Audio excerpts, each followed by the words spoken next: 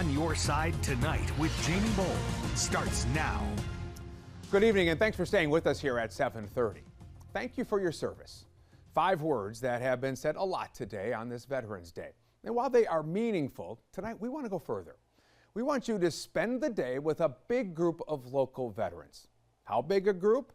Well, as you can see here, it was kind of hard to get them into a single frame for this picture at Arlington National Cemetery. We know each one of these veterans has a story of what they did, what they saw. They each have a reason for why they put on our nation's uniform. And they all deserve our appreciation. It is what the Queen City Honor Flight is all about. It's an opportunity to remember and thank those who gave so much of themselves. And where better to do it than the nation's capital? Tonight, you get to go along. Early morning, pre-dawn in fact, Charlotte Douglas was just coming to life. And as the suitcases rolled by at gate D5, you couldn't help but notice Russell Snyder of the Patriot Guard. It's what we're all about. Holding on to that American flag. I mean, it's what America's about. Just a few feet away, clutching coffee cups, was a collection of soldiers, sailors, airmen, and Marines. Well, it's gonna mean a lot. It's gonna, have me smiling for a long time. Reveille didn't get John Wilkins and James Davis up this early. That was years ago. On this day, it was camaraderie. Oh, it's great, man. Just to see these guys, man, they served. Everybody served, and whether they were in a war or not, we still served. And I'm in my element. They were 2 of more than 100 veterans who signed up for a trip. All right, so we're going to take a little ride up to Washington, D.C. today. The little ride was the Queen City Honor Flight. A veteran from World War II, many more from Korea, Vietnam, the Gulf, and Afghanistan were boarding up and heading out. My name's Joel Alick, and I'll be your captain up for our flight to D.C. Thanks for everything you guys have done. A thank you, something many of them never heard as young men. We'll see you all in D.C. So you can imagine the feeling, the emotion, when these young boys were waiting on them at the gate when they landed in Washington. Can you tell me why you're here today? To say thank you to the veterans. Neil Beck is one of the troop leaders. What do you want them to take away from these kids? You know, throughout their lives, there'll be many different opportunities for them to serve their country and to think about that they're part of something bigger than themselves. And duty to country is something we think is very important. And I hope they're inspired by that and inspired by what they see today. Feels good. We've both gotten 16 high fives already. See the faces of the veterans coming off. What's that mean to you? Just so special, so special. You know, especially, I grew up understanding that the country didn't always welcome home our veterans very well, and hopefully today is part of rectifying that.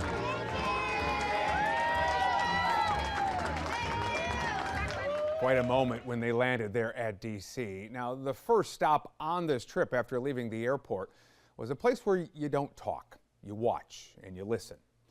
Arlington National Cemetery is our nation's hallowed ground.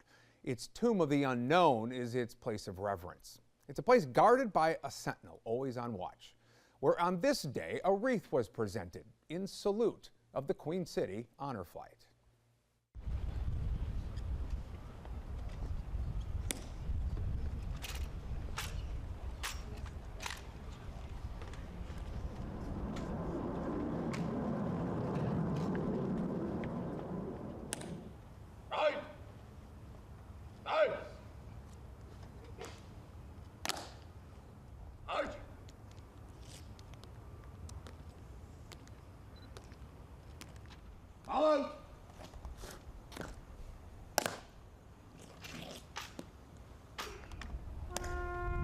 Ladies and gentlemen, this ceremony that you are about to witness is an Army wreath-laying ceremony to be conducted in honor of the unknowns.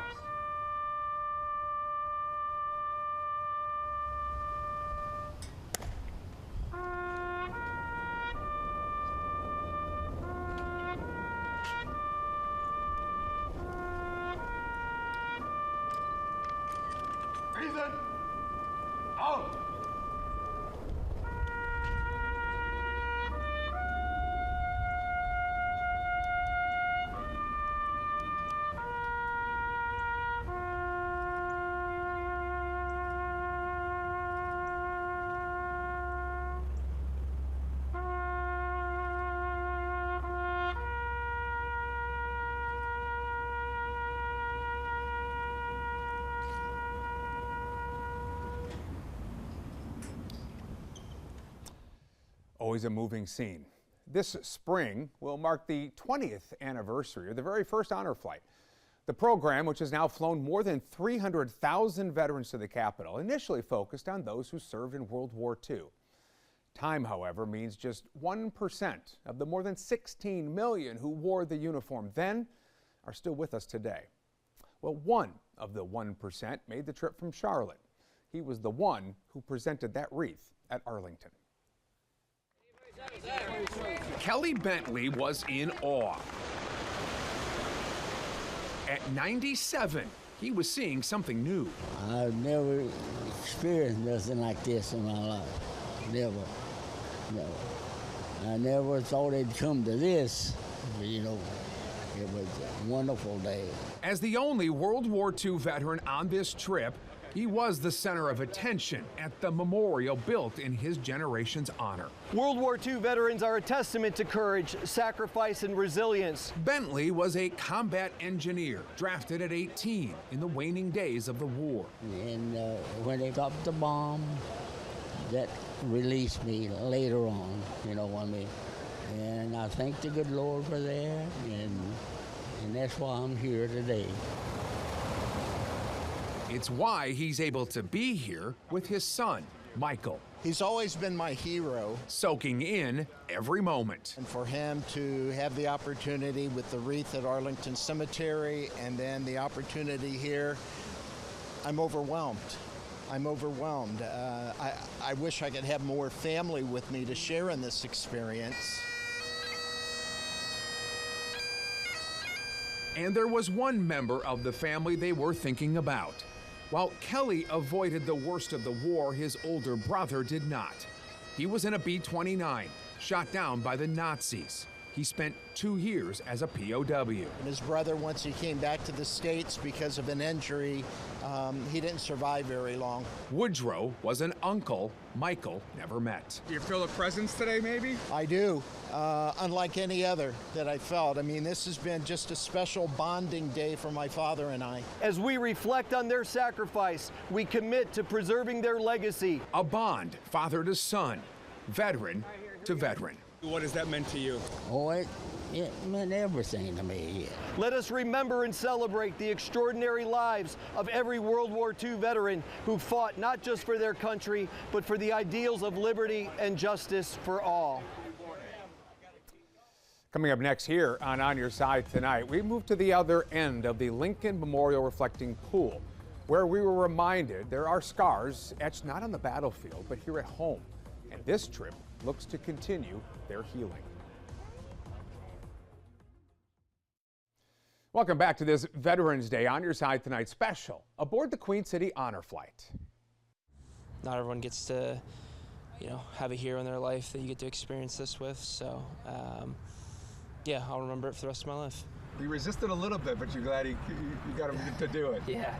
Yeah, Vietnam vets are a stubborn bunch. So, yeah, glad he was able to make it though. Sam Reese was a guardian on the Queen City Honor Flight. He got to travel side by side with his hero, his grandfather, Pat Hollins, who served in Vietnam. Most of those on this trip were either there or they were in Korea. So we're talking about either the forgotten war or the one that for so long was just unspoken. For those veterans, that is changing. Thank goodness. In the places built for them, no matter where you live, you ought to come and see this place. 100+ veterans would take time to stroll, oh, look at that one, touch, and reflect. Kind of an old-fashioned feeling. It's just fantastic. You remember, but it brings back many, many memories. The good and the harrowing. Had I been your height, I wouldn't be here, because a sniper took a shot at me, went right over my head. That's Roberto Cruz's Marine Corps memory from Vietnam, 1968. I have 2 other guys there with me. They said, Roberto, you were almost killed. I said, no, ship. Ship. The close calls, the friends they lost, all were top of mind. What's it mean to you just to stand, in front of this memorial? Tears. But this day was also about something else. The Korean War veterans embody courage and sacrifice. It was about the rest of us remembering. I don't talk a lot about what went on over there. It upsets me.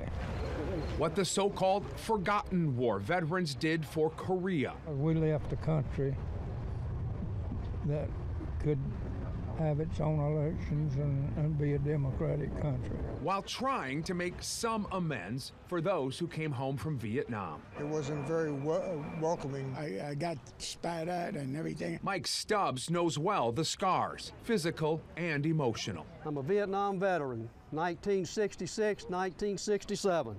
With a big red one. It's why he wanted his fellow veterans to hear his words. It is our honor and duty to make sure the memories of these men are not forgotten and their stories are told. Please put any bitterness you may have aside. If you have not yet, please open up to your family and friends. Tell them what you did. If you have nothing to be ashamed of, be proud to call yourself a Vietnam veteran.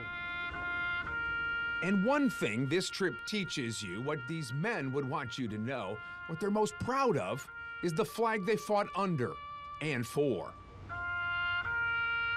We were reminded at each stop when a bugle sounded the simple notes of taps.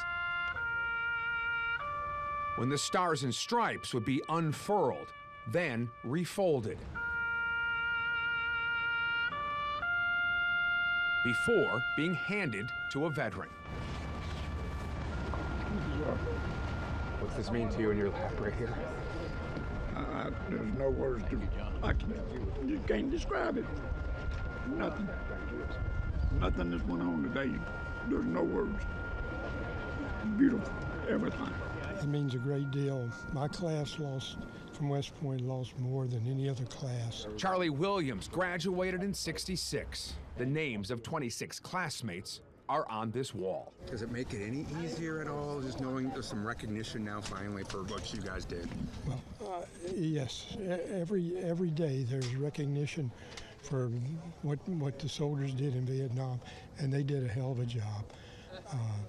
Makes a big difference. They were asked to do a job and they did it. And on this day, they've been honored for it, cheered by kids, thanked by adults. It helps. I couldn't say nothing, couldn't do nothing. I couldn't cry. I was trying to just hold it in, and it's hard. It's a beautiful feeling. To be able to wear all this now, and people thank you, what does that mean? I know, it means a lot, because I fought not only for me, I fought for the country.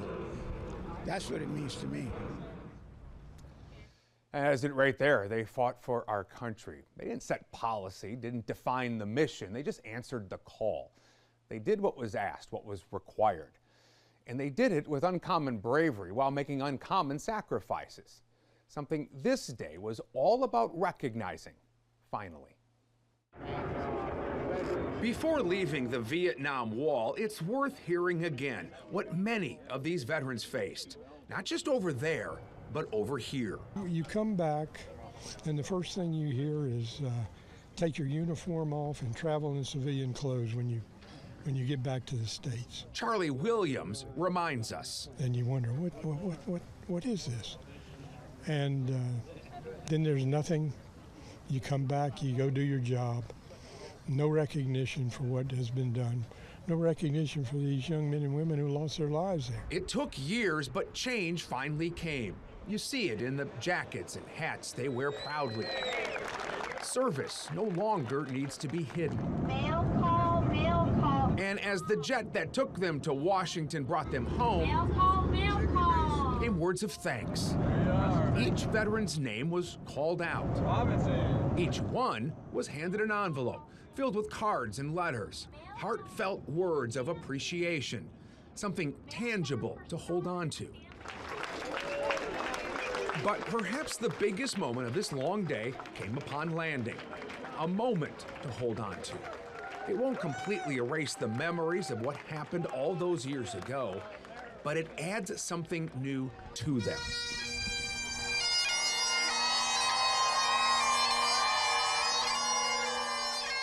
A packed airport concourse, creating a canyon of well wishes. What was it like to walk off the plane and see all these people? Breathtaking. You know how to spell everything? That's what it means. It was a recognition long overdue, a welcome home from a grateful nation. Right here. This is unbelievable. I don't have words. Brought chills to me. Just just one of those moments about to tear up. It's I mean, this is wonderful. This is a great reception coming home. What a moment. I want to give a thanks to photojournalist Allison Fields, who worked so hard that day and after to put those stories together. We both want to add we were honored and humbled to be invited to witness a special day. And lastly, to all our veterans, not just those on this trip, we thank you and we appreciate all you did for our country.